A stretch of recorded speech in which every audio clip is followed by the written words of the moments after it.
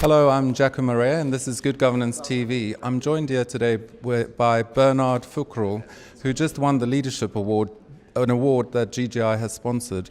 Congratulations, Bernard. Thank you. Tell me, have you got some inspiring advice for leaders out there of organizations? Yeah, I never studied art management, but I learned so much from artists and from colleagues, from wonderful colleagues in abroad, from colleagues met within Opera Europa, and mainly from my own colleagues in Brussels and Aix-en-Provence. And I think this opportunity to listen to and to make a sort of a collective process leading to the opera, step by step, to the many productions, has been a very inspiring process. Now, the sort of dogma and thinking out there is that great art is not made by committee, and good governance is about teamwork. Can you tell us more about the teamwork that has led to your success? Yeah, in the field of opera, teamwork is absolutely central. I think a composer alone cannot make an opera. He needs a librettist, he needs director, conductor, singers. So every opera production is a collective process.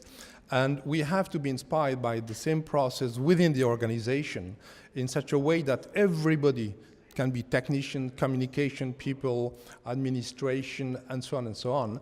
Everybody has a very important role to play, and we have, from the management, to recognize the role of everybody in that respect. Would you say that this is a risky process, and have you taken risks to get where you are today?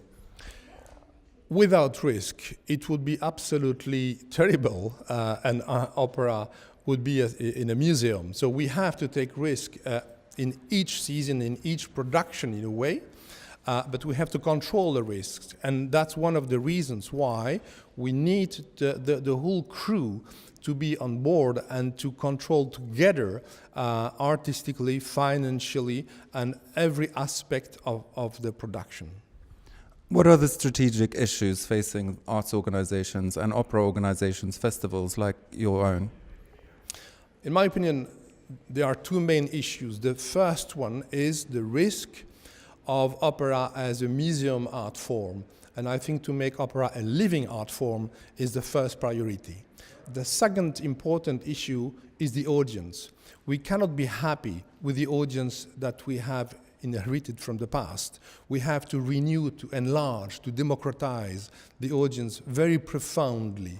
And I think if we are able to work on these two important issues, then opera has a great future. How should we get young audiences into opera? I mean, young audiences are used to using their mobile devices, filming it, streaming it live. They're very immediate. How would you envisage that for opera festivals? In my experience, every time we have been welcoming a young audience, it's been thrilling because a young audience is very spontaneous and very adventurous and very warm. So I think our duty today is to find new tools. It can be social media, it can be digital web docs and many other things in education processes, and also finding a way to give young people an active participation in opera or in lyric processes.